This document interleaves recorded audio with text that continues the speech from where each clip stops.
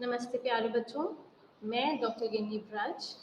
आइए हम आज का आपका पाठ्यक्रम BPSC 133 comparative government and politics को आरंभ करते हैं, अर्थात तुलनात्मक सरकार एवं राजनीति। बच्चों, पिछले सेशन में हमने आपके साथ एक तुलनात्मक अध्ययन किया था प्रेसिडेंशियल और पार्लियामेंट्री फॉर्म ऑफ गवर्नमेंट का, अर्थात संसदीय एवं राष्ट्रपति व्यवस्था की एक तुलनात्मक पद्धति आपको बताई थी कि किस तरीके से parliamentary form of government presidential form of government से भिन्न है।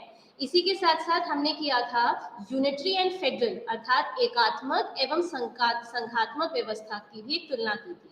और हमने आपको बताया था कि पार्लियामेंट्री व्यवस्था में हमें क्या मिलता है, विधायिका एवं कार्यपालिका के मध्य घनिष्ठ संबंध प्राप्त होता है, यानी कि लेजिस्लेचर और एग्जीक्यूटिव के बीच में क्लोज रिलेशनशिप हमें एक संसदीय व्यवस्था में मिलती है। और जब हम राष्ट्रपति व्यवस्था में आते हैं तो वहां पे हमें क्या मिलता है, वहां पे हमें सेपरेशन ऑफ पावर्स अर्थात शक्तियों का पृथकीकरण देखने को मिलता है। इन जैसे पार्लियामेंट्री सिस्टम में हमारे पास एग्जाम्पल है इंडिया का, और हमने जब आपको प्रेसिडेंशियल फॉर्म ऑफ गवर्नमेंट पढ़ाया था अर्थात राष्ट्रपति व्यवस्था, तो उसमें हमारे पास एग्जाम्पल है अमेरिका का। अच्छा, आज बच्चों हम आपके साथ राजनीतिक दल एवं दबाव समूह अर्थात पॉलिटिकल पार्टीज और प्रेशर ग्रुप्स के बारे में अध्ययन करेंगे। लेकिन इसको प्रारंभ करने से पहले ये समझना जरूरी है कि राज्य व्यवस्था क्या होती है, जो कि आपके पाठ्यक्रम का एक पार्ट है कि आखिरकार एक स्टेट क्या होता है। जब हम कहते हैं that for example India is a state, तो इंडिया एज अ स्टेट से हमारा क्या तात्पर्य है।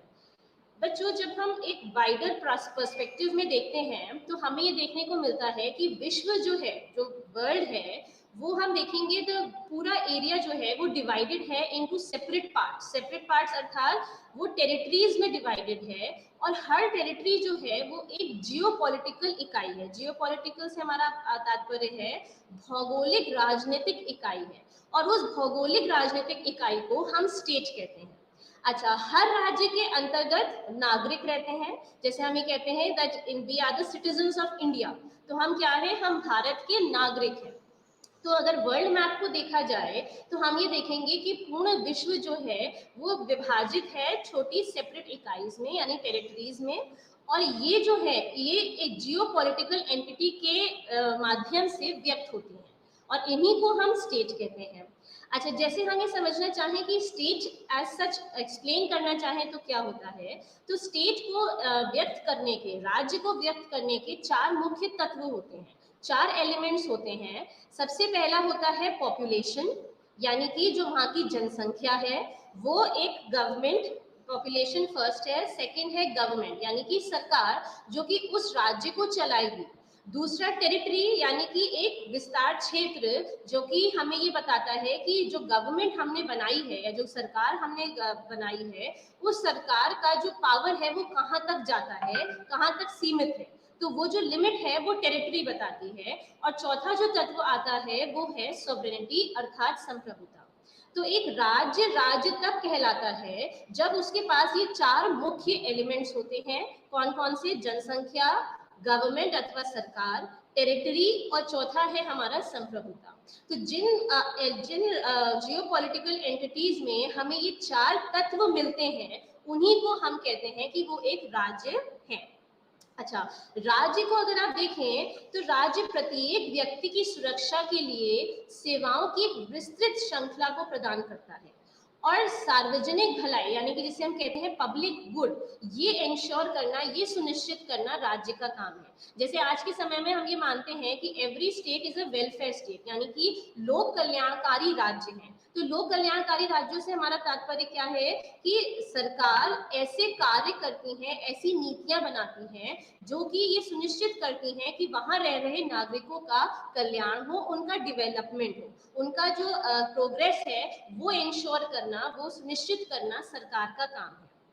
अच्छा, जो सरकार की जो शक्ति है वो क्या होती है? अच्छा, जब हम स्टेट कहते हैं यहाँ पे, तो यहाँ पे हमारा स्टेट से मतलब, राज्य से मतलब सरकार से भी है यानी गवर्नमेंट से भी है, और जो उसकी डिफाइंड बाउंड्री होती है उससे भी है।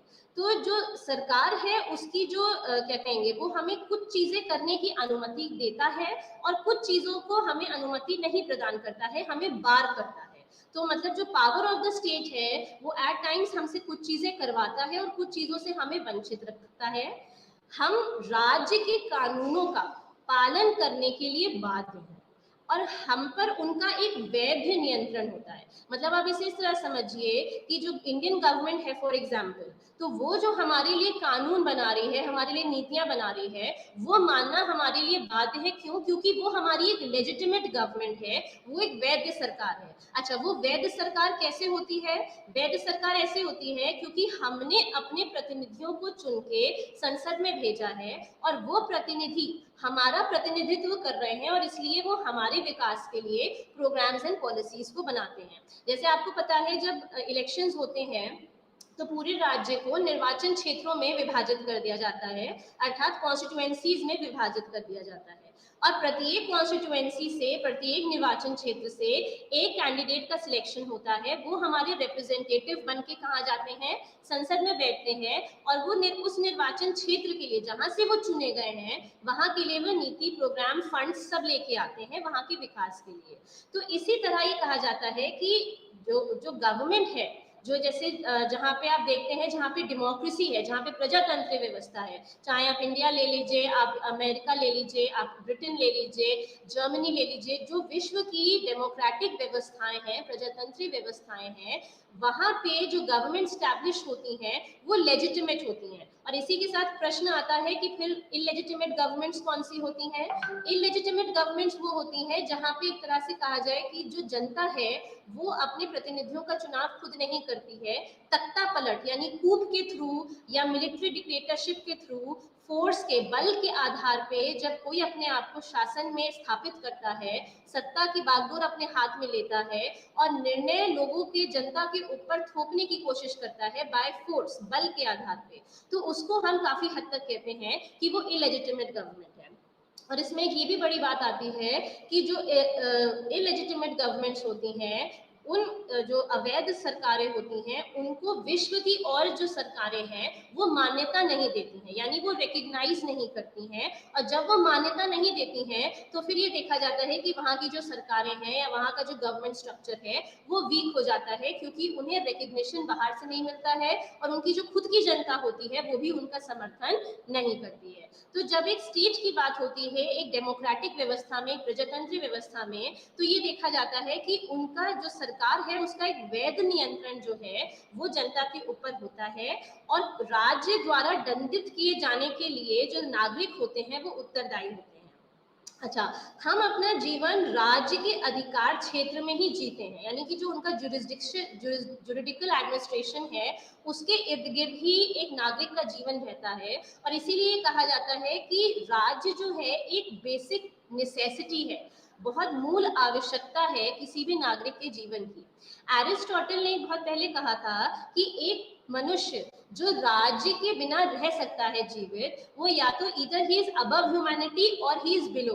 अबव ह्यूमैनिटी मतलब मानवता से ऊपर है यानी भगवान है, और या फिर बिलो इट मानवता के नीचे है अर्थात वो एक बीस्ट है, वो एक दानव है।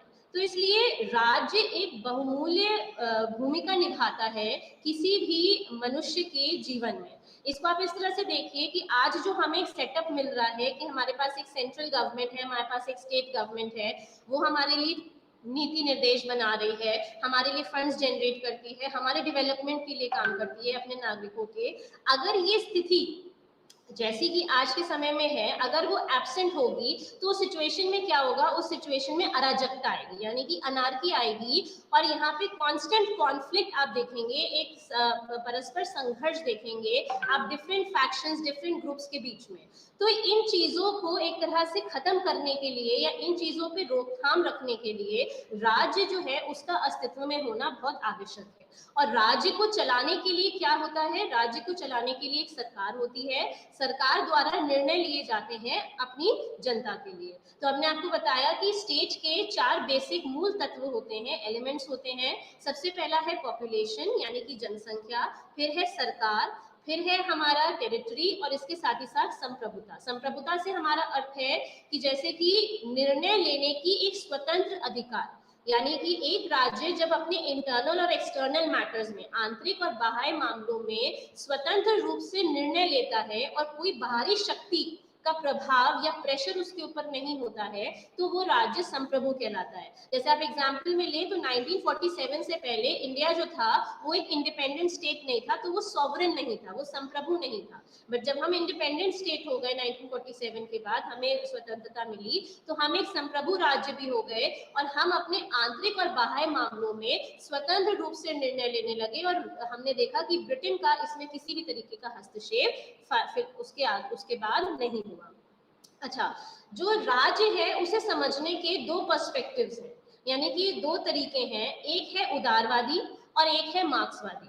यानी कि उदारवाद जो है, जो लिबरल व्यू है, लिबरल और मार्क्सिस्ट व्यू कहा जाता है इसको, उदारवाद और मार्क्सवाद व्यू, ये दो पर्सपेक्टिव्स हैं राज्य को एक्सप्लेन करने के। और जो उदारवादी है उन्होंने अपने तरीके से इसका वर्णन किया है, और जो मार्क्सवादी है यानी कि कार्ल मार्क्स, स्पेशली उनका नाम आता है, मार्क्सवाद उन्हीं से आता है, तो कार्ल मार्क्स जो है उन्होंने अपनी तरीके से इसको एक्सप्लेन किया है। अच्छा, राज्य का जो उदारवादी दृष्टिकोण है ये उदारवाद के सिद्धांत पर आधारित है, यानी जो लिबरलिज्म की आइडियोलॉजी है ये उस पर आधारित है। ये मुख्य रूप से स्वतंत्रता, अधिकार यानी लिबर्टी, फ्रीडम, अधिकार, आधुनिकता, प्रगति, विकास, इन सब चीजों पर केंद्रित है। मतलब कि ये स्वतंत्र, freedom, liberty, rights, equality, modernity, विकास, डेवलपमेंट, इन सब पे आधारित है और इन सब की बात करता है, जो लिबरल पॉइंट ऑफ व्यू है, जो उदारवादी विचारधारा है। इसलिए उदारवाद का ये मानना है कि राज्य की प्राथमिक चिंता व्यक्तिगत अधिकारों की, संपत्ति की सुरक्षा बनाए रखना होना चाहिए, और जो कहेंगे प्रजातंत्र जो है उसकी जो वैल्यूज हैं उसको अपहोल्ड करना एक बेसिक नोशन होना चाहिए, एक बेसिक ऑब्जेक्टिव होना चाहिए स्टेट का। मतलब वो ये सुनिश्चित, जो राज्य है यानी कि जो राज्य के रूप में जो सरकार है उसका मुख्य उद्देश्य क्या होना चाहिए कि वह नागरिकों की फ्रीडम, लिबर्टी, उनकी मॉडर्निटी, उनके विकास के ऊपर काम करे, उनके अधिकारों के लिए काम करे, और जो प्रजातंत्रीय वैल्यूज होती हैं, जो मूल होते हैं, उन पे बेसिक उसका फोकस होना चाहिए। अच्छा, थॉमस हॉब्स जो हैं वह इस अवधारणा पर विचार करने वाले पहले व्यक्ति थे, और इसके बाद जॉन लॉक ने भी इसको अपनी तरीके से इसका प्रचार किया है। तो दो बेसिक उदारवादी जो हैं वो एक थॉमस हॉब्स का नाम आता है और एक जॉन लॉक का नाम आता है। अच्छा, उदारवाद राज्य जो है वो न केवल एक अच्छे जीवन बल्कि मानव अस्तित्व के लिए भी एक अस्तित्व में आया, क्योंकि इसका अभाव में अव्यवस्था, अराजकता, ये सब जो सिचुएशंस थी ये देखी गई, और युद्ध की स्थिति जो थी वो बनी रहती थी। तो इसलिए ये कहा गया कि जो स्टेट है वो सिर्फ गुड लाइफ के लिए नहीं है, बल्कि वो ह्यूमन एग्जिस्टेंस यानी मानव के अस्तित्व में रहने के लिए भी आवश्यक है। तो उदारवादी जो दृष्टिकोण है वो ये मानता है कि राज्य एक आवश्यकता है मनुष्य की, वो एक मनुष्य को एक अच्छा जीवन ही दे सकता है, और इसके साथ ही साथ वो अस्तित्व में बना रहे, इसके लिए भी राज्य का अस्तित्व में होना आवश्यक है। और राज्य का काम क्या है कि वह अधिकार, स्वतंत्रता, आधुनिकता, प्रगति, विकास आदि जो क्षेत्र हैं, इन क्षेत्रों पे नागरिकों के व्यक्तिगत अधिकारों के ऊपर जो है वो काम करे। अच्छा, इसके विपरीत जब आप मार्क्सवादी सिद्धांत पर आते हैं तो वह टोटली इससे आप भिन्न पाते हैं। जब लिबरल पॉइंट ऑफ व्यू है, जो उदारवादी पॉइंट ऑफ व्यू है, वो ये मानता है कि राज्य गुड लाइफ और ह्यूमन एग्जिस्टेंस दोनों के लिए आवश्यक है, जबकि जो मार्क्सवाद है वो इससे सहमत नहीं है। उन्हें ये लगता है कि जो स्टेट है वो प्रॉपर्टीज या मनुष्यों के अधिकार का संरक्षण नहीं कर पाता है, बल्कि उन्हें ये लगता है कि जो राज्य है वो क्या है, वो है instrument of exploitation. Karl Marx का एक फेमस कोटेशन है जिसमें वो ये कहते हैं कि जो राज्य है, जो स्टेट है, वो है इंस्ट्रूमेंट ऑफ एक्सप्लॉयटेशन, अर्थात शोषण का यंत्र है। और वो उनका ये मानना है कि जो समाज है, कार्ल मार्क्स ये कहते थे कि जो समाज है वो रिच और पुअर में डिवाइडेड है, यानी कि एक है जो अपर क्लास है और एक है जो वर्किंग क्लास है, इन दोनों में वो डिवाइडेड है।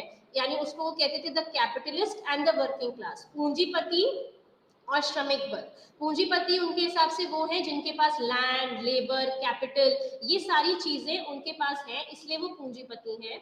और वर्किंग क्लास यानी श्रमिक वर्ग कौन सा है, जो कि इस कैपिटलिस्ट क्लास पे, इस पूंजीपति वर्ग पे डिपेंडेंट है अपनी इनकम के लिए, अपने जितने भी आप कहेंगे अपनी लाइवलीहुड के लिए। तो उसके लिए ये कैपिटलिस्ट क्लास पे निर्भर करता है। और कार्ल मार्क्स का ये कहना है कि समय के साथ ये जो डिफरेंस है कैपिटलिस्ट और वर्किंग क्लास के बीच में, ये बढ़ता चला जा रहा है। The rich are getting richer, the poor are getting poorer, अर्थात जो अमीर है वो अमीर बनते चले जा रहे हैं और गरीब को और ज्यादा दबाते चले जा रहे हैं। उन्होंने ये कहा था कि एक है एक्सप्लॉइटेड वर्क, एक है एक्सप्लॉइटर, यानी कि एक है जिसका शोषण होता है और एक है जो कि शोषण करता है। तो उनका ये मानना था कि जो राज्य व्यवस्था है वो पूंजीपतियों का समर्थन करती है, अर्थात जो स्टेट अपरेटस है वो हेल्प करता है कैपिटलिस्ट को, पूंजीपतियों को, और वो डोमिनेंट क्लास को सपोर्ट करता है ताकि वो सप्रेस कर सके, यानी कि दबा सके,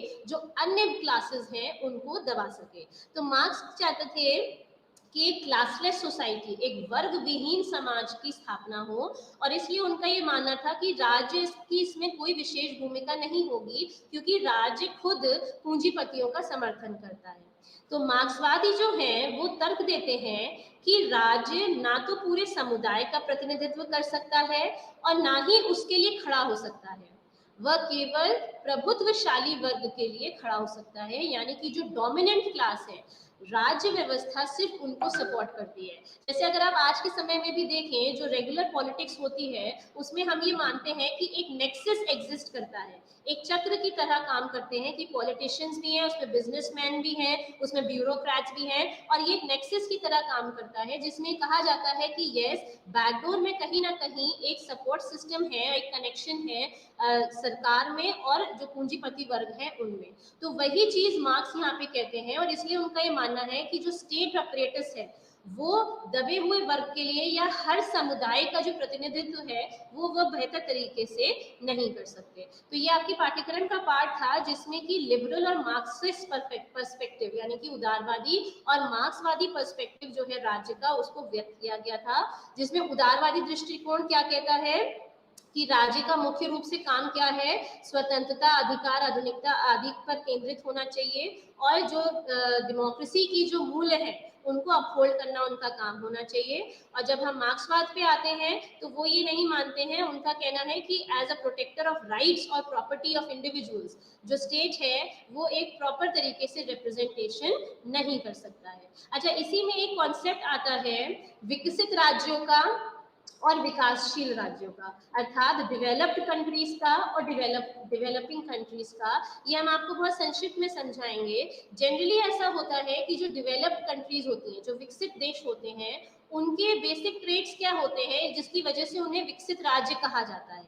अच्छा, जनरली आप देखेंगे जितने भी वेस्ट की कंट्रीज हैं इसमें ये क्या है, ये हाई इनकम कंट्रीज होती हैं, इनका जो इंडस्ट्रियलाइजेशन है या इंडस्ट्रियल बेसिस है वो बहुत ही प्रॉपरली डेवलप्ड, बहुत प्रॉपरली विकसित होते हैं।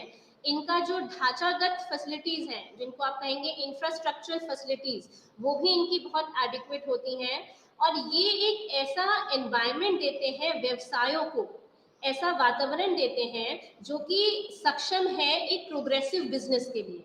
और इनका जो ह्यूमन कैपिटल इंडेक्स होता है वो भी बहुत हाई होता है। और सबसे महत्वपूर्ण बात एक विकसित देश की ये होती है कि उनका जो गवर्नमेंटल इंस्टीट्यूशंस होते हैं, अर्थात जो उनकी सरकारी संरचनाएं होती हैं वो बहुत ज्यादा मजबूत होती हैं, वो स्ट्रांग होती हैं। क्योंकि आप इसको इस तरह समझिए बच्चों, जनरली जो कंट्रीज हम देखते हैं कि वो सफर कर रही हैं या वो डेवलपिंग नहीं है या वो अंडर डेवलप है या वो बहुत स्ट्रगल कर रही हैं, जैसे आप नाम लीजिए साउथ सुडान का, सोमालिया का, ये कुछ ऐसे राज्य हैं। जैसे आप अपने पड़ोसी देश में देखिए अफगानिस्तान है, पाकिस्तान है, ये कुछ ऐसे राज्य हैं जिनका गवर्नमेंटल स्ट्रक्चर जो है, जो गवर्नमेंट इंस्टीट्यूशंस हैं वो बहुत वीक है। जब हम गवर्नमेंट इंस्टीट्यूशंस कहते हैं तो इससे हमारा हर चीज से मतलब है, यानी इसमें विधायिका भी आएगी, कार्यपालिका भी आएगी, न्यायपालिका भी आएगी, ब्यूरोक्रेसी नौकरशाही भी आएगी, एडमिनिस्ट्रेटिव स्ट्रक्चर जो है वो सारा आप देखेंगे बहुत वीक है। और क्योंकि एक वीक गवर्नमेंटल स्ट्रक्चर है, इसी वजह से जो निर्णय लेने की क्षमता है या जो निर्णय का क्रियान्वयन होता है, एग्जीक्यूशन होता है, वो भी प्रॉपरली नहीं देखा जाता है। जो एक चैनल होता है, जो एक हायरार्की होती है, वो एब्सेंट होती है, वो मिसिंग होती है। इसी वजह से ये देखा जाता है कि ये राज्य जो हैं ये डेवलप नहीं हो पाते हैं, या ये कंटिन्यूअसली या तो टेररिस्ट के हाथ में रहते हैं या ये ट्राइबल ग्रुप्स के हाथ में रहते हैं। और यहाँ पे आपको कंप्लीटली कंपीटिंग फैक्शंस यानी कि लड़ाई करते हुए जो गुट हैं वो ज्यादा मिलेंगे, और इनके बीच में परस्पर लड़ाई किस लिए होती है, ताकि ये सत्ता में आ सके या ये अपना प्रभुत्व जमा सके। तो जनरली विकसित राज्य जो होते हैं, जो डेवलप्ड स्टेट्स होते हैं, वहां पे एक तो आपको डेमोक्रेसी मिलती है, एक प्रजातंत्री व्यवस्था मिलती है, क्योंकि प्रजातंत्री व्यवस्था को यूनिवर्सली सार्वभौमिक तौर पे एक्सेप्ट किया गया है कि ये एक बेस्ट फॉर्म ऑफ गवर्नमेंट है, क्योंकि इसमें जो जनता है उसका प्रतिनिधित्व होता है, उनको अपनी बात रखने का, व्यक्त करने का मौका मिलता है। तो इसलिए जो गवर्नमेंटल जो डेमोक्रेटिक इंस्टीट्यूशंस हैं, जो डेमोक्रेटिक कंट्रीज हैं, सॉरी, वो आपको दिखेगा कि वहां पे जो गवर्नमेंटल इंस्टीट्यूशंस हैं वो स्टेबल है। जैसे अगर हम आपको यूएस का एग्जांपल दें, अमेरिका को हम एक विकसित राज्य मानते हैं, तो वहां पे आप देखिए उनका जो गवर्नमेंटल स्ट्रक्चर है वो स्टेबल है, उनकी जुडिशरी स्टेबल है, उनका एडमिनिस्ट्रेटिव सिस्टम स्टेबल है। इससे ये मतलब नहीं है कि वहां पे करप्शन एब्सेंट है, कि वहां पे करप्शन नहीं होगा, इसका ये मतलब नहीं है। लेकिन इससे ये मतलब है कि उनकी जो हायरार्की है, डिसीजन मेकिंग, डिसीजन एग्जीक्यूशन, निर्णय लेना और निर्णय का क्रियान्वयन, ये जो तरीके हैं, ये जो चैनल है, ये प्रॉपरली स्टैब्लिश्ड है। और थोड़े लूप होल्स के साथ ये कंट्रीज अपने आप को एक high income countries, well developed industrial basis, infrastructure facilities, ये जो कुछ मुख्य चीजें होती हैं, हाई ह्यूमन कैपिटल इंडेक्स, ये चीजें ये दिखाती हैं कि कंट्री डेवलप्ड है या डेवलप्ड नहीं है। ये चीजें हमको वहां पे स्टेबल मिलती हैं। वहीं अगर जैसे आप अफगानिस्तान को लीजिए, पाकिस्तान का आप देख रहे हैं पॉलिटिकल टर्मोइल, अफगानिस्तान की स्थिति इस वक्त सबको विदित है कि वहां पे किस तरह पॉलिटिकल टर्मोइल चल रहा है, वहां पे गवर्नमेंट स्ट्रक्चर्स बिल्कुल स्टैब्लिश नहीं किया गया है।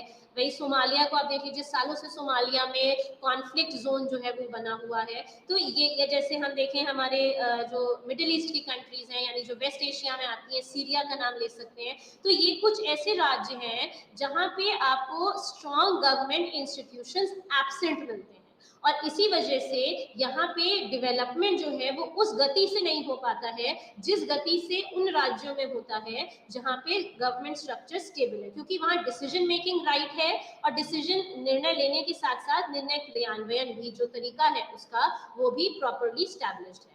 अच्छा, किसी देश के विकास की स्थिति का आकलन प्रति व्यक्ति आय के आधार पर किया जाता है। प्रति व्यक्ति उच्च सकल घरेलू उत्पाद वाले देश को विकसित रूप में वर्णित किया जा सकता है। अच्छा, इसके अलावा एक जो अन्य आर्थिक मापदंड है वो है औद्योगिकरण अर्थात इंडस्ट्रियलाइजेशन। अच्छा, इसमें इसके साथ ही साथ मतलब ये एक पॉलिटिकल एस्पेक्ट, इकोनॉमिक एस्पेक्ट, अर्थात राजनीतिक दृष्टिकोण से राज्य स्थिर होता है। देन आप कहेंगे इकोनॉमिक, यानी आर्थिक रूप से हम ये देखेंगे कि राज्य में हाई ह्यूमन कैपिटल इंडेक्स है, पर कैपिटा इनकम ज्यादा है, वहां पे औद्योगिकरण है, तो इससे हम मानते हैं कि राज्य विकसित है।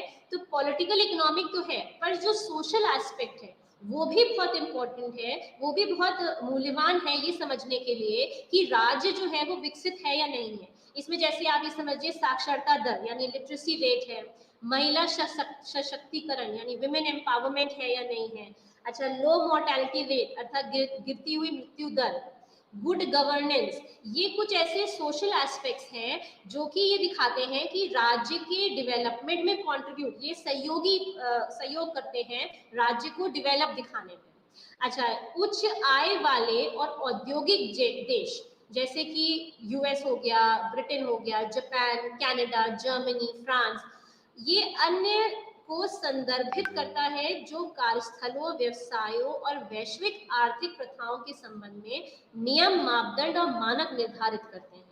मतलब कि ये क्या करते हैं, ये रूल्स सेट करते हैं, ये नॉर्म सेट करते हैं, ये नियम और मापदंड और मानक निर्धारित करते हैं, जो जिससे कि जो ग्लोबल इकोनॉमिक प्रैक्टिस है, यानी जो वैश्विक लेवल पे जो आर्थिक प्रैक्टिसेस हैं, उनको निर्धारित करने का काम जो है ये डेवलप्ड कंट्रीज करती हैं। और ये वैश्विक स्तर पे होता है, तो इसलिए इन डेवलप्ड कंट्रीज द्वारा जो मापदंड सेट किए जाते हैं, उन मापदंडों को जो डेवलपिंग यानी विकासशील देश जो होते हैं वो मानते हैं। अर्थात आपसे संक्षिप्त में बताएं तो डेवलप्ड कंट्रीज कौन सी होती हैं? विकसित देश वो होते हैं जो कि हाई इनकम कंट्रीज होती हैं, उनका जो औद्योगिकरण है वो बहुत ज्यादा औद्योगिकरण जो बेसिस है वो प्रॉपरली डेवलप्ड होते हैं, इनका इंफ्रास्ट्रक्चर जो है वो स्टैब्लिश्ड होता है और ये व्यवसायों को के लिए एक अच्छा वातावरण जो है वो प्रोवाइड करते हैं। अच्छा, ह्यूमन कैपिटल इंडेक्स इनका मजबूत होता है, इनके जो गवर्नमेंटल इंस्टीट्यूशंस हैं यानी जो सरकारी संरचनाएं हैं वो भी क्या होती हैं, बहुत मजबूत होती हैं। अच्छा, इसके विपरीत जब हम डेवलपिंग कंट्रीज में आते हैं यानी कि जो विकासशील राज्य होते हैं, हम जब उनमें आते हैं तो ये वो राज्य होते हैं जिनका लिविंग स्टैंडर्ड जो है वो बहुत कम, वो लो होता है, इनके जो इंडस्ट्रियल बेसिस जो होते हैं, जो औद्योगिकरण के जो बेसिस होते हैं वो भी प्रॉपरली डेवलप नहीं होते हैं। जो ह्यूमन डेवलपमेंट इंडेक्स है वो भी आपको यहाँ पे यानी HDI जिसको कहा जाता है वो भी यहाँ पे लो स्तर का मिलता है, यानी कि जो चीजें हमें प्रॉपरली स्टेबल मिलती हैं विकसित राज्यों में, विकासशील राज्यों में वो हमें उस स्तर की नहीं मिलती हैं और मोस्टली देखा जाता है ये निचले स्तर की होती हैं। अच्छा, ये राज्य है कौन से? ये है जैसे ईस्टर्न यूरोप के राज्य हैं, लैटिन अमेरिका, अफ्रीका, एशिया, इसके कुछ राज्य ऐसे हैं, यहाँ पे आपको इस टाइप के डेवलपिंग कंट्रीज मिलेंगी जो कि एक तरीके से कॉलोनी सिस्टम से निकली हैं। कॉलोनी सिस्टम यानी कि जो पहले के समय में, जैसे भारत भी एक कॉलोनी था, तो पहले के समय में जो कॉलोनी की प्रथा थी, क्योंकि ये राज्य कॉलोनी सिस्टम के अंतर्गत आते थे, इसलिए इनको जो बाहरी जो इनकी कॉलोनी इनको बनाते थे वो राज्य इनका शोषण करते थे और इसी वजह से ये क्या है, ये लो इनकम कंट्रीज हैं, ये इंपोर्ट डिपेंडेंट नेशंस हैं, यानी कि ये इंपोर्ट पे पूरी तरह से निर्भर करते हैं। तो यहाँ पे आप क्या देखेंगे कि जो इंटरनेशनल मापदंड नॉर्म्स बनाए जाते हैं ये उन मापदंडों को स्वीकार करते हैं, यानी डेवलप्ड कंट्रीज द्वारा, विकसित राज्यों द्वारा बनाए गए मापदंडों को ये स्वीकार करते हैं और इसीलिए एक तरह से ये डेवलपिंग राज्यों में आते हैं। ये कम आय वाले देश होते हैं और जहाँ पे ये प्राकृतिक जो संसाधन है उन पर आधारित होते हैं। जैसे आप एग्जाम्पल लीजिए, जो मिडिल ईस्ट है, जो मैंने अभी आपको बताया, वेस्ट एशियन कंट्रीज, वहां पे हमें ऑयल बहुत मिलता है। तो ये क्या है, जो उनका ऑयल उनका एक प्राकृतिक संसाधन है, उनका एक नेचुरल रिसोर्स है और उस पर वो टोटली डिपेंडेंट है, क्योंकि वो उसका क्या करते हैं, एक्सपोर्ट करते हैं अन्य राज्यों में और उससे जो उनको इनकम जनरेट होती है उससे वो अपने राज्य को चलाते हैं। It is one of the major mediums of income generation. तो ये क्या है, ये प्राकृतिक संसाधनों पे आप अधिक निर्भरता दिखाते हैं और इनका औद्योगिक आधार जो है वो भी इनका कमजोर है और इनके जो आप देखेंगे जो ह्यूमन कैपिटल इंडेक्स है वो भी यहाँ पे लो होता है और जो सरकारी संस्थाएं होती हैं, संस्थानें जैसे कि जो गवर्नमेंट स्ट्रक्चर जैसे कि हमने आपको भी एक्सप्लेन किया, वो भी हमें यहाँ पे वीक मिलता है। संयुक्त राष्ट्र के अनुसार अगर देखा जाए, यानी यूनाइटेड नेशंस जो कि एक यूनिवर्सल ऑर्गेनाइजेशन है, अगर उसके अनुसार देखा जाए तो एक विकासशील देश अपेक्षाकृत निम्न जीवन स्तर, अविकसित औद्योगिक आधार वाला देश होता है, यानी कि moderate to low human development index यहाँ पे देखने को मिलता है। तो ये आपके पाठ्यक्रम का एक पार्ट था जिसमें कि गवर्नमेंट जिसमें कि डेवलप्ड एंड डेवलपिंग स्टेट के बारे में बात की गई थी और इसके साथ ही साथ इसमें ये बताया गया था कि राज्य जो है वो क्या होता है। तो राज्य आपको हमने एक्सप्लेन किया कि राज्य का मतलब क्या है, स्टेट मतलब जिसके 4 मुख्य तत्व होते हैं, जिसमें कि पॉपुलेशन, टेरिटरी, गवर्नमेंट और सॉवरेनिटी आता है। इसके साथ साथ हमने आपको विकसित और विकासशील राज्यों के बारे में बताया कि विकसित राज्य में हमें एक स्टेबिलिटी मिलती है। अगर हम राजनीतिक परिप्रेक्ष्य से देखें तो हम ये देखेंगे कि उनका जो गवर्नमेंट स्ट्रक्चर है वो स्ट्रांग होता है और जो डेवलपिंग कंट्रीज हैं वो निरंतर प्रयास करती रहती हैं एक स्टेबल गवर्नमेंट स्ट्रक्चर बनाने के लिए। जैसे आप अभी श्रीलंका का एग्जाम्पल लें तो श्रीलंका में भी आप देखेंगे कि वहां पे भी राजनीतिक टर्मोइल जो है उसकी स्थिति प्रेवलेंट है। तो ये जनरली जो लैटिन अमेरिका, एशिया, अफ्रीका के देशों का बहुत नाम यहाँ पे आता है, उन राज्यों के जो उन जगहों के जो राज्य हैं वहां पे हम ये पॉलिटिकल इंस्टेबिलिटी, राजनीतिक अस्थिरता की जो स्थिति है वो हमें देखने को मिलती है।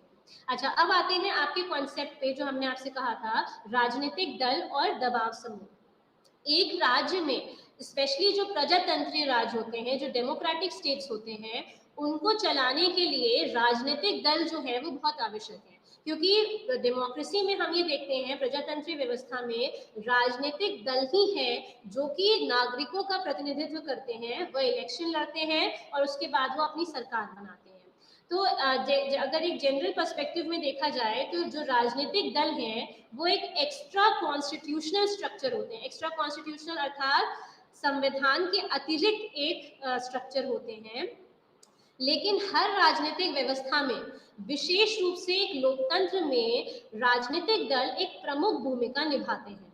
भारत के संविधान में राजनीतिक दल बनाने के अधिकार का उल्लेख नहीं किया गया। अगर हम भारत के परिप्रेक्ष्य में देखेंगे तो वहां हमें इसका उल्लेख नहीं मिलता है। हालांकि अगर आप देखें तो जो रिप्रेजेंटेशन ऑफ पीपल्स एक्ट है 1951 का, जिसकी धारा 29A भाग 5 के अंतर्गत राजनीतिक दलों के संबंध में एकमात्र प्रमुख वैधानिक प्रावधान जो है वो हमें मिलता है। रिप्रेजेंटेशन ऑफ पीपल्स एक्ट 1951 धारा 29A भाग 5 के अंतर्गत। अच्छा, राजनीतिक दल अगर ना हो, अगर अस्तित्व में, तो हम ये देखते हैं कि राजनीतिक दलों की मेजर भूमिका क्या है। तो हम चुनाव नहीं कर सकते हैं, फिर चुनाव नहीं होंगे तो फिर सरकार बनाना भी आसान नहीं होगा अगर राजनीतिक दल नहीं होंगे। कानून बनाने की जो प्रक्रिया है उसमें भी हम देखते हैं कि राजनीतिक दलों की मेजर भूमिका होती है, तो वो भी बनाना आसान नहीं होगा। फिर जो पब्लिक ओपिनियन है, यानी कि जो जनमत है, जो जनता का व्यू है, वो भी हम देखेंगे एक तरह से भ्रमित रहता है।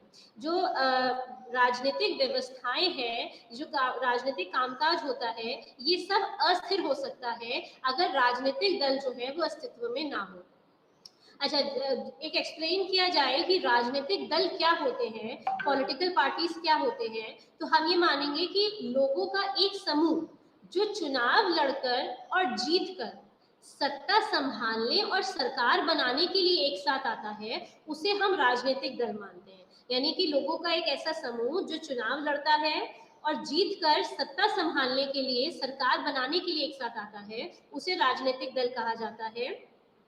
एक समाज के भीतर हम ये देखते हैं कि मौलिक राजनीतिक मतभेद राजनीतिक दलों द्वारा ही जो है एक्सप्लेन किए जाते हैं या परिलक्षित होते हैं। यानी कि समाज के अंतर्गत जितने भी आइडियोलॉजिकल डिफरेंसेस होते हैं, यानी कि जो विचारधारा संबंधी जो मतभेद होते हैं, उनको व्यक्त कौन करता है? उनको व्यक्त करने के लिए राजनीतिक दलों की ही मेजर भूमिका होती है। जैसे अगर आप इंडिया का एग्जाम्पल लें तो हमारे पास कई सारे राजनीतिक दल हैं। हमारे पास बीजेपी है, एसपी है, बीएसपी है, CPI communist party of India है। तो ये क्या है? ये डिफरेंट पॉलिटिकल पार्टीज हैं जो डिफरेंट पॉलिटिकल आइडियोलॉजीज, यानी कि विभिन्न राजनीतिक विचारधाराओं को व्यक्त करती हैं। और इसको एक तरह से ये जो राजनीतिक मतभेद होते हैं, ये इन दलों द्वारा ही एक्सप्लेन किए जा सकते हैं या रिप्रेजेंट किए जा सकते हैं। तो इसलिए भी राजनीतिक दल जो है वो आवश्यक माने जाते हैं।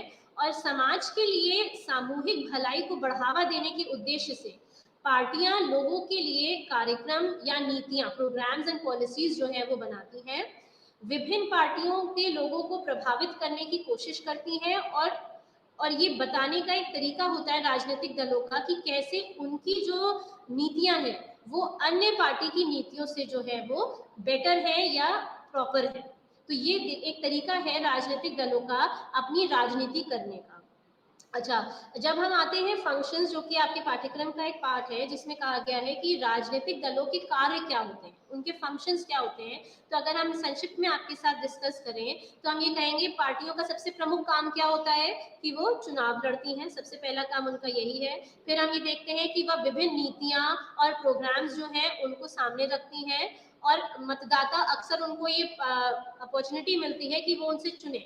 जैसे कि हमने आपको पहले भी बताया था कि जो प्रजातंत्रीय व्यवस्था है उसमें जैसे स्विट्जरलैंड का नाम आता है। स्विट्जरलैंड एक ऐसी प्रजातंत्रीय व्यवस्था है, एक ऐसी डेमोक्रेटिक सेटअप है जहां पे हम ये देखते हैं the most direct form of democracy, यानी कि प्रत्यक्ष रूप से प्रत्यक्ष डेमोक्रेसी जो है वो हमें स्विट्जरलैंड में देखने को मिलती है।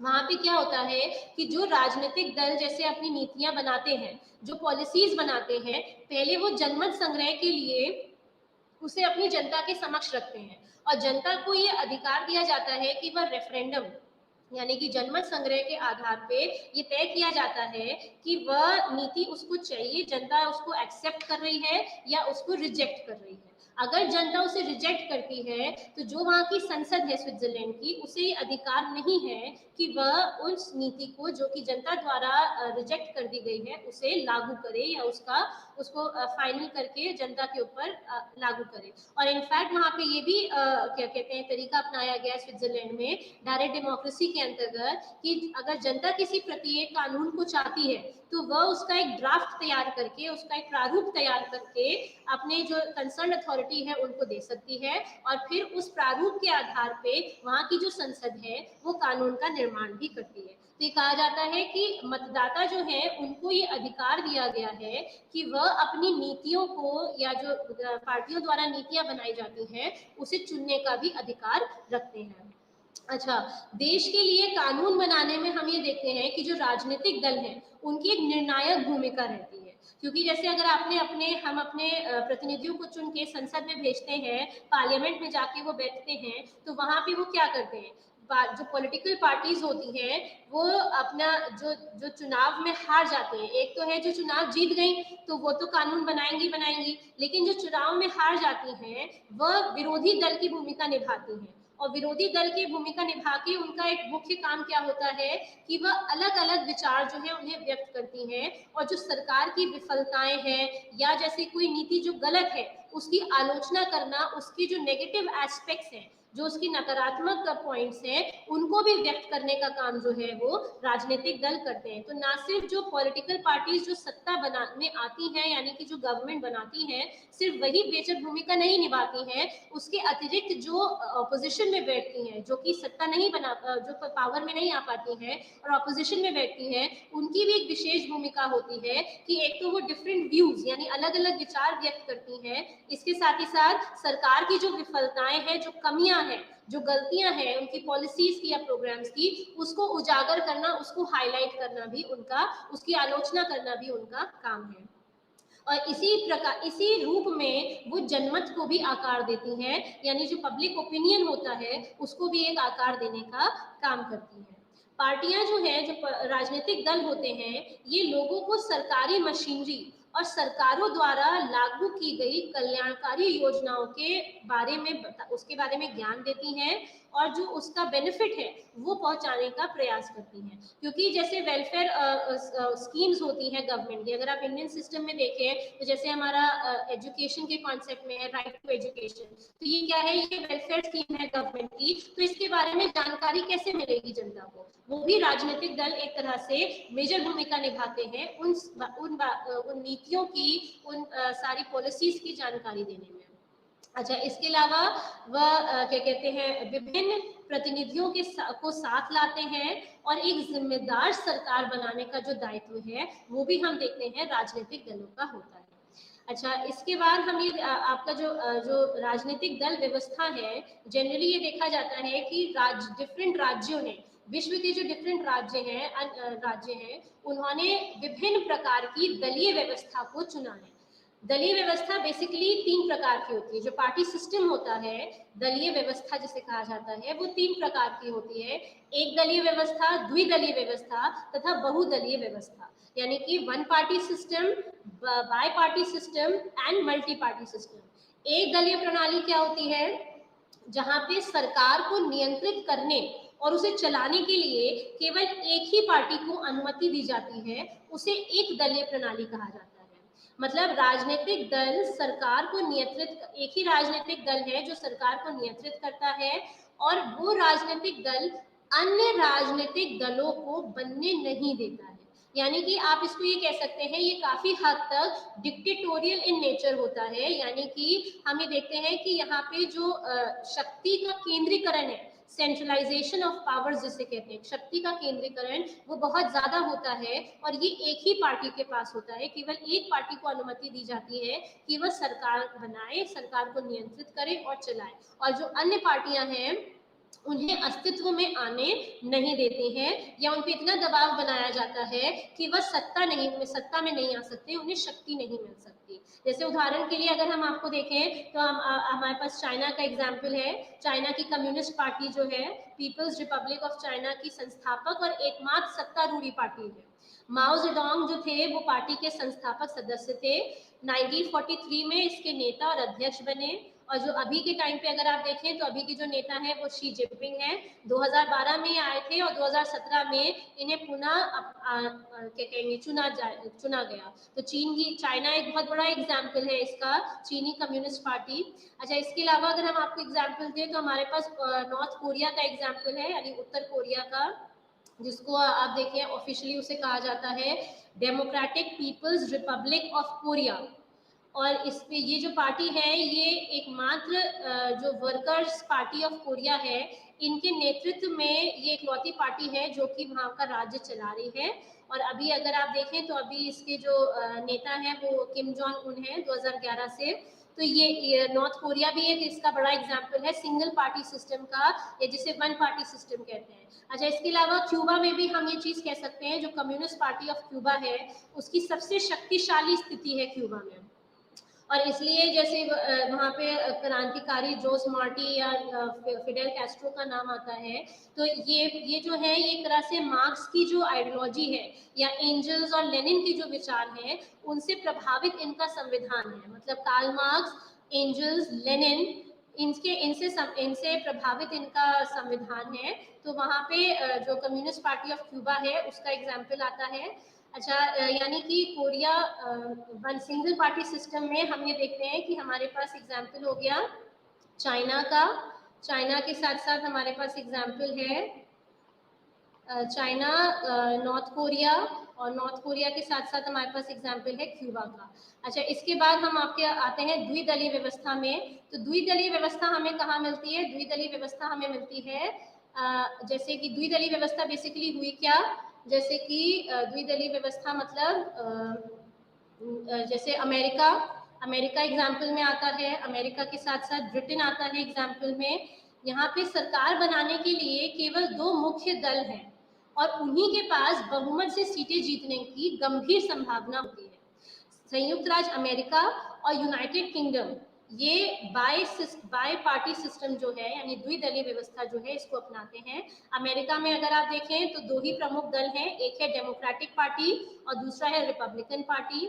और इसके अलावा जो अन्य दल हैं जैसे लिबरल है, समाजवादी पार्टी है, प्राकृतिक कानून संविधान और हरित दल है, ये सब जो है ये राष्ट्रपति चुनाव में उम्मीदवारों को बढ़ावा दे सकते हैं। बट अगर एक्चुअल प्रैक्टिस में देखा जाए, व्यवहारिक रूप में देखा जाए, तो डेमोक्रेटिक पार्टी और जो रिपब्लिकन पार्टी है अमेरिका में, इन्हीं दोनों पार्टियों का प्रभुत्व है। और अगर हम आपको ब्रिटेन का एग्जाम्पल दें, ब्रिटेन में जैसे आपको पता होगा कि ये 4 भागों में डिवाइडेड है जो इनका गवर्नमेंट स्ट्रक्चर है।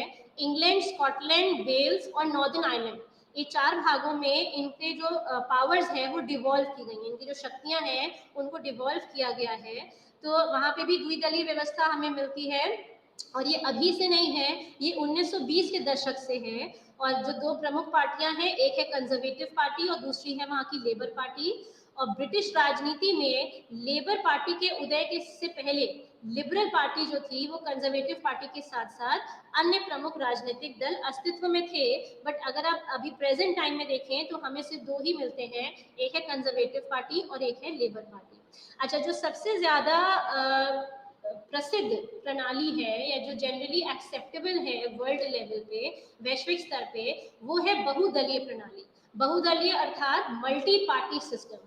बहुदलीय प्रणाली क्या होता है? जिसमें यदि कई दल सत्ता के लिए प्रतिस्पर्धा करते हैं और 2 से अधिक दलों के पास या तो अपने बल पर या दूसरों के साथ गठबंधन में सत्ता में आने का उचित मौका है, तो हम इसे बहुदलीय प्रणाली कहते हैं। अर्थात या तो एक पार्टी के पास इतना पावर होगा कि वो अपने आप को स्टैब्लिश कर दे, अपनी सत्ता में आए, अपनी गवर्नमेंट को स्टैब्लिश करे, अथवा वो क्या कर सकती है, अगर एक पार्टी के पास पूरी पावर नहीं है तो वो गठबंधन में अर्थात कोalition गवर्नमेंट जो है उसका फॉर्मेशन कर सकती है, जिसमें कि कई पार्टी जो है वो एक साथ आती है और उन्हें सत्ता में आने का उचित मौका मिलता है, और इसी को हम बहुदलीय प्रणाली कहते हैं। अच्छा, जैसे कि इसमें सिंगल पार्टी सिस्टम की तरह ये नहीं है कि अन्य पार्टी को एग्जिस्टेंस में नहीं रहने देंगे, या द्विदलीय व्यवस्था की तरह भी ये नहीं है कि दो ही प्रमुख दल हैं जो कि प्रतिस्पर्धा में आते हैं। बहुदलीय प्रणाली हर पार्टी को उचित मौका प्रदान करती है। अच्छा, इसको जैसे इसमें अगर आप एग्जाम्पल लें तो हमारे पास जर्मनी है, आइसलैंड, भारत एक इसका बहुत बड़ा एग्जाम्पल है, Indonesia, Ireland, Netherland, New Zealand, Norway, Philippines, Sweden, Poland, ये सारे राज्य जो है ये सब प्रजातंत्री राज्य हैं और इन्होंने बहुदलीय व्यवस्था जो है इसको अपनाया है। तो अगर हम आप एक रिवीजन करें तो हम ये देखेंगे कि जो पॉलिटिकल पार्टीज हैं वो बेसिकली जो राजनीतिक दल हैं वो एक प्रजातंत्री व्यवस्था के लिए बहुत ही आवश्यक है। और प्रजातंत्री व्यवस्था को सुचारू रूप से चलाने के लिए, जैसे अगर आप देखें इंडिया है फॉर एग्जाम्पल, हम ये कहेंगे भारत ने बहुदलीय प्रणाली क्यों अपनाई। हमने भी मल्टी पार्टी सिस्टम जो अपनाया है, तो हमने मल्टी पार्टी सिस्टम क्यों अपनाया है, इसको इसलिए क्योंकि ये माना जाता है कि जो बहुदलीय व्यवस्था है वो एक लोकतंत्र को मजबूत करती है। और क्योंकि इसको आप इस तरह समझिए कि भारत जो है वो भौगोलिक रूप से एक बहुत बड़ा देश है और सामाजिक रूप से भी एक बहुत विविध देश है, हमारे यहाँ बहुत डाइवर्सिटी है। तो भारत सांस्कृतिक और धार्मिक रूप से क्योंकि एक विविध देश है, तो इसलिए बहुदलीय प्रणाली होती है हमने जो अपनाई है, ये इन विविधताओं का, इन डाइवर्सिटीज का एक समायोजित वे में एक्सप्रेशन या रिप्रेजेंटेशन जो है वो कर सकता है। तो बहुदलीय प्रणाली एक प्रजातंत्र व्यवस्था के लिए आवश्यक समझी जाती है। क्यों? क्योंकि ये देखा जाता है कि जो डाइवर्सिटीज आजकल के समय में मिल रही हैं, जैसे आप ये देखें कि प्रेजेंट फॉर्म, आज के समय में प्रेजेंट टाइम में ये माना जाता है कि जो विश्व के जो राज्य हैं वो मल्टीकल्चरलिज्म की तरफ आ रहे हैं, यानी कि बहुसांस्कृतिकवाद हो रहे हैं। यानी जब विश्व के, फॉर एग्जाम्पल इंडिया से लोग यूएस जाते हैं, ब्रिटेन जाते हैं, वहां जाके वो बस जाते हैं, वहां वो अपनी पढ़ाई करते हैं, वहां वो रहने लगते हैं, तो जब वो भारत से उस देश में जा रहे हैं तो वो अपनी संस्कृति लेके जा रहे हैं। तो वहां पे जब वो वहां रहने लगते हैं, वहां की वो नागरिकता प्राप्त कर लेते हैं, तो वो उन सारी संस्कृतियों को जो वो यहाँ से लेके गए हैं उनको तो नहीं छोड़ देते हैं। तो उनका रिप्रेजेंटेशन या उनके अधिकार जो है या उन्हें जो समानता की मांग होती है उसको कैसे व्यक्त किया जाएगा वहां पे। तो वो चीजें जो है, वो एस्पेक्ट जो है उसको ध्यान में रखते हुए ये कहा जाता है, या एक राज्य के पर्सपेक्टिव से भी अगर आप देखें कि अगर हम सिर्फ भारत का एग्जाम्पल लें तो हम अपने यहाँ भी बहुत डाइवर्सिटी देखते हैं, रिलीजन वाइज, कास्ट वाइज। तो इन चीजों का एक रिप्रेजेंटेशन, प्रतिनिधित्व राजनीतिक दल ही एक पूर्ण रूप से कर सकते हैं। इसलिए राजनीतिक दलों को एक डेमोक्रेटिक सिस्टम की, प्रजातंत्री व्यवस्था के लिए बहुत महत्वपूर्ण माना जाता है। और क्योंकि वो इलेक्शंस में भाग लेते हैं, वो सत्ता में आते हैं, वो ऑपोजिशन में बैठते हैं, वो पॉलिसीज और नीति बनाते हैं, प्रोग्राम्स बनाते हैं, फंड्स जनरेट करते हैं, ये इंश्योर करते हैं कि उनका जो देश है या उनका जो निर्वाचन क्षेत्र है उसका वो कैसे और विस्तार कर सकते हैं। और जो अन्य राजनीतिक दल हैं उनकी जो नीतियां हैं, उनमें जो कमजोरियां हैं, उनमें जो खराबियां हैं, उनकी आलोचना करना, ये सारे कार्य जो है ये राजनीतिक दलों के हैं। और इसीलिए राजनीतिक दल एक महत्वपूर्ण भूमिका निभाते हैं एक प्रजातंत्री व्यवस्था में। इसके साथ साथ हमने आपको बताया कि जो दलीय व्यवस्था है वह 2-3 प्रकार की होती है। एक दलीय व्यवस्था यानी कि वन पार्टी सिस्टम, जैसे कि हमने एग्जाम्पल में दिया आपको चाइना, क्यूबा और नॉर्थ कोरिया, ये आपके वन पार्टी सिस्टम में आते हैं। जनरली ये देखा जाता है कि जो वन पार्टी सिस्टम होते हैं ये अन्य राजनीतिक दलों को अस्तित्व में नहीं रहने देते हैं या उन पे एक दबाव बनाए रखते हैं ताकि वो सत्ता में ना आ पाए।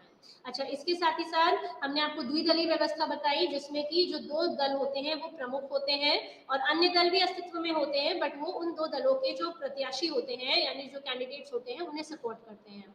जैसे कि इसमें एग्जाम्पल में हमने आपको अमेरिका दिया और ब्रिटेन बताया। इसके बाद हमने आपको एग्जाम्पल जो third type of party system है वो है मल्टी पार्टी सिस्टम यानी कि बहुदलीय व्यवस्था। और बहुदलीय व्यवस्था का मतलब क्या है कि या तो एक ही पार्टी इतनी मजबूत होगी कि वो सत्ता में आएगी, वो गवर्नमेंट बनाएगी, अन्यथा वो अन्य पार्टियों के साथ मिलकर एक मिलीजुली सरकार अथवा एक कोalition गवर्नमेंट जो है उसकी संरचना करके सत्ता में आती है। इसमें आपको एग्जाम्पल में हमने बहुत सारे एग्जाम्पल दिए, नेदरलैंड दिया, स्वीडन दिया, इंडिया है, फिलीपींस है, जर्मनी है, ये सारे बहुदलीय व्यवस्था के एग्जाम्पल्स हैं। अच्छा, प्रजातंत्री व्यवस्था डेमोक्रेसी में पॉलिटिकल पार्टीज के साथ साथ एक और महत्वपूर्ण ग्रुप है जिसकी एक मेजर भूमिका होती है, not from inside but outside the system. यानी कि जो व्यवस्था है, जो संरचना है, उसके अंदर नहीं लेकिन उससे बाहर रहकर वह एक मेजर भूमिका निभाता है गवर्नमेंट वर्किंग में, सरकारी कामकाज में, और उनको कहा जाता है प्रेशर ग्रुप्स अथवा दबाव समूह। अच्छा, दबाव समूह उन लोगों का एक समूह होता है जो अपने सामान्य हितों को बढ़ावा देने और बचाव के लिए सक्रिय रूप से संगठित होते हैं, यानी कि एक साथ आते हैं। इन्हें दबाव समूह इसलिए कहा जाता है क्योंकि ये सरकार पर दबाव डालकर जो नीतियां वो बनाती है, जो सार्वजनिक नीतियां वो बनाती है, उसमें एक तरह से बदलाव लाने का ये प्रयास करते हैं। यानी कि दबाव समूह इन्हें इसलिए कहा जाता है क्योंकि ये दबाव के माध्यम से, दबाव डालकर नीतियों में बदलाव लाने का प्रयास करते हैं। इनका एक और नाम भी होता है, इन्हें इंटरेस्ट समूह यानी हित समूह या वेस्टेड ग्रुप्स, इंटरेस्ट ग्रुप्स या वेस्टेड ग्रुप्स अर्थात हित समूह या निहित समूह भी कहा जाता है। लेकिन आपको ये समझना जरूरी है यहाँ पे कि जो दबाव समूह है वो राजनीतिक दलों से अलग होते हैं। यानी दबाव समूह राजनीतिक दलों से भिन्न है क्योंकि दबाव समूह ना तो चुनाव लड़ते हैं और ना ही वह राजनीतिक सत्ता पर कब्जा करने की किसी भी प्रकार से कोशिश करते हैं। दबाव समूह का सिर्फ एक काम होता है कि वो कुछ वेस्टेड इंटरेस्ट होते हैं उनके। आप इसे ऐसे समझिए जैसे कि इंटरनेशनल सिस्टम में, अंतर्राष्ट्रीय स्तर पे कहा जाता है कि 3 प्रकार के संगठन होते हैं। एक सबसे पहला संगठन होता है, वो होता है यूनिवर्सल ऑर्गेनाइजेशन अर्थात सार्वभौमिक संगठन, जैसे कि यूनाइटेड नेशंस है। दूसरा होता है क्षेत्रीय संगठन यानी कि रीजनल ऑर्गेनाइजेशन, जैसे कि आपके सार्क हो गया, ASEAN, gulf cooperation council, south Asian association for regional cooperation, ASEAN, gulf cooperation council GCC, European union. ये क्या हो गए, ये क्षेत्रीय संगठन हो गए। और एक होते हैं फंक्शनल ऑर्गेनाइजेशन यानी कि कार्यात्मक संगठन। कार्यात्मक संगठन जैसे कि WHO world health organization, food agriculture organization, UNESCO, UNDP। ये क्या है, इनका एक प्रमुख कार्य, जैसे WHO है तो वो हेल्थ के क्षेत्र में काम करेगा, फूड एग्रीकल्चर ऑर्गेनाइजेशन है तो वो फूड एंड एग्रीकल्चर के क्षेत्र में काम करेगा, यूनेस्को है तो वो एजुकेशन, विमेन एम्पावरमेंट। यानी कि ये कुछ ऐसे मुद्दे होते हैं जो इनके उन मुद्दों पे ये काम करते हैं और उन मुद्दों के लिए ये इंश्योर करते हैं कि क्षेत्रीय स्तर पे यानी रीजनल लेवल पे ये कैसे वहाँ पे जिन राज्यों में जो राज्य इन प्रॉब्लम से जूझ रहे हैं वहाँ पे किस तरीके से ये विकास ला सकते हैं, या इन प्रॉब्लम से जूझ रहे हैं तो इनका सोल्यूशन वहाँ पे प्रदान कर सकते हैं। तो उन्हीं उसी तरीके से जो प्रेशर ग्रुप्स होते हैं ये भी अपने सामान्य हित ढूंढते हैं और उन सामान्य हितों को बढ़ावा देने या उनके संरक्षण के लिए ये सक्रिय रूप से एक साथ आते हैं, एक्टिव रूप से एक साथ आते हैं, संगठित होते हैं। इनको हम ये कहते हैं, ये राजनीतिक दलों से क्यों अलग है, क्योंकि ये चुनाव भी नहीं लड़ते हैं और इनका सत्ता में आने का भी कोई प्रयास नहीं होता है। वे विशिष्ट कार्यक्रमों और मुद्दों से संबंधित होते हैं और उनकी गतिविधियां सरकार को प्रभावित करके अपने जो सदस्य हैं उनके हितों की सुरक्षा करना और उसको एक तरह से प्रमोट करना जो है, सिर्फ इतना इनका उद्देश्य होता है। ये जो है ये कानूनी और वैध तरीके से काम करते हैं, जैसे कि लॉबिंग आपने सुना होगा, लॉबिंग इनका एक माध्यम है, प्रचार यानी कि प्रोपोगेशन, प्रोपोगेंडा जिसे कहते हैं, या याचिका के माध्यम से सार्वजनिक जो डिबेट्स होती हैं, बहस होती हैं, ये अपने विधायकों के साथ संपर्क बनाए रखने आदि के माध्यम से सरकार में नीति निर्माण और नीति कार्यान्वयन जो है उसको प्रभावित करते हैं। तो ये जो प्रेशर ग्रुप्स होते हैं इनका कुछ ऐसे सामान्य हित होते हैं जिनका ये संरक्षण करना चाहते हैं, और ये हम ये देखते हैं कि जो राजनीतिक पार्टीज होती है, राजनीतिक दल होते हैं, उनसे ये डिफरेंट होते हैं। अच्छा, इसमें एक चीज समझने वाली ये है कि दबाव समूह जो है वो साइज और इन्फ्लुएंस के साथ साथ जो इनका एरिया ऑफ ऑपरेशन है, यानी आकार और इन्फ्लुएंस यानी प्रभाव जो इनका है, उसके साथ साथ जो इनका एरिया ऑफ ऑपरेशन है उसमें भी डिफरेंट होते हैं। कुछ दबाव समूह ऐसे होंगे जो राष्ट्रीय स्तर पे काम करते हैं, यानी कि स्थानीय हैं, लोकल या डोमेस्टिक हैं, विद इन द नेशन, एक राज्य के अंतर्गत काम करते हैं। जबकि कुछ ऐसे होते हैं जो कि बहुत बड़े होते हैं, दे आर वेरी पावरफुल और बहुत शक्तिशाली होते हैं, और वो एक बियॉन्ड द बाउंड्रीज यानी कि सीमा के परे जाकर काम करते हैं। यानी कि अगर जैसे हम लोकल में कहें तो जो प्रेशर ग्रुप्स, जो दबाव समूह भारत के अंतर्गत काम कर रहे हैं, ठीक है, ट्रेड यूनियंस हो गए, स्टूडेंट यूनियंस हो गए, क्या कहते हैं आपके फार्मर यूनियंस हो गए, ये क्या है, ये लोकल है, डोमेस्टिक है, ठीक है, स्थानीय है और घरेलू है। लेकिन जब हम वैश्विक स्तर पे बात करते हैं तो कई ऐसे दबाव समूह होते हैं जो कि राष्ट्रीय सीमाओं से परे, बियॉन्ड नेशनल बाउंड्रीज वो जाते हैं, और इसलिए वो ज्यादा शक्तिशाली होते हैं, वो ज्यादा पावरफुल होते हैं। जैसे आप इसमें एग्जाम्पल में लेंगे तो इसमें आता है जैसे confederation of free trade union, council of European federation of industry, Amnesty International, एक बहुत पावरफुल ऑर्गेनाइजेशन है ये, फिर anti apartheid movement, friends of Earth. ये क्या है, ये ग्लोबल लेवल पे काम करते हैं, ये स्थानीय या लोकल या डोमेस्टिक लेवल पे काम नहीं करते हैं, और इसलिए जो इनकी पहुंच है, जो इनका विस्तार क्षेत्र है, वो बहुत ज्यादा बड़ा है। इसको आप ऐसे समझिए कि कई बार ऐसा होता है कि जो बियॉन्ड द बाउंड्रीज जाते हैं, उनके पास ज्यादा शक्ति क्यों होती है, क्योंकि वो कई सारी जो गवर्नमेंट्स हैं उनके साथ वो मिल के काम करते हैं, और इनका जो ग्रुप है ये इतना स्ट्रांग होता है कि ये बाहरी प्रभाव डालता है कंट्रीज के द्वारा बनाई गई नीतियों और प्रोग्राम्स पे। तो ये इंटरनेशनल लेवल पे, ग्लोबल लेवल पे काम करता है, they operate across national boundaries. इसमें जैसे एक बहुत बड़ा नाम आता है वो है वर्ल्ड सोशल फोरम का। ये भी एक तरह से कहिए दुनिया भर के जो विभिन्न नागरिक समाज है, यानी कि जो सिविल सोसाइटी है या जो एनजीओज है, जो किसान के समूह है, बुद्धिजीवी वर्ग है, महिलाएं, युवा जो है, ये सब इन सबका एक समूह है, और इनका एक उद्देश्य है कि जो ग्लोबलाइजेशन की जो हानिकारक प्रभाव है, यानी वैश्वीकरण की जो हानिकारक प्रभाव है, उसको ये एक तरह से उजागर करते हैं, उसकी निंदा करते हैं, उसे कंडेम करते हैं, और इनका एक प्रयास है कि किस तरीके से विश्व को एक बेटर प्लेस, एक बेटर वर्ल्ड बनाया जा सके।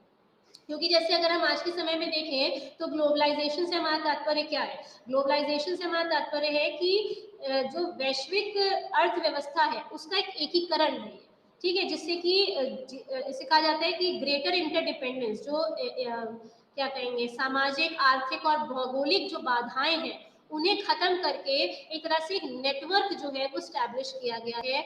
इससे एम्प्लॉयमेंट बढ़ती है, स्टैंडर्ड ऑफ लिविंग बढ़ता है। लेकिन एक तरह से आप देखें तो ये जो आर्थिक असमानताएं हैं, इकोनॉमिक डिस्पैरिटीज हैं, वो भी ये बहुत उजागर करता है। तो वर्ल्ड सोशल फोरम जो है वो एक एग्जाम्पल है इंटरनेशनल प्रेशर ग्रुप का, जो कि इन नागरिक, सिविल सोसाइटी, एनजीओज और किसानों, बुद्धिजीवियों, इन सब से बना हुआ है, और ये ग्लोबलाइजेशन के यानी वैश्वीकरण के जो हानिकारक प्रभाव है उनको एक तरह से उजागर करता है, और इसकी ये कोशिश होती है कि ये किस तरीके से विश्व को एक बेहतर जगह बनाए लोगों के रहने के लिए। तो प्रेशर ग्रुप्स हमने आपको बताया ये क्या है, इनके कुछ स्पेसिफिक ऑब्जेक्टिव्स होते हैं, उनके लिए ये काम करता है। ये राजनीतिक दलों से भिन्न होता है, और इसका काम क्या होता है कि ये राजनीतिक दलों से भिन्न क्यों है, क्योंकि ये सत्ता में आने का किसी भी तरीके से प्रयास नहीं करता है। ये बाहरी रूप से सरकार द्वारा बनाई गई जो नीतियां हैं, जो प्रोग्राम्स हैं, उनको एक तरह से उजागर करने का काम करता है।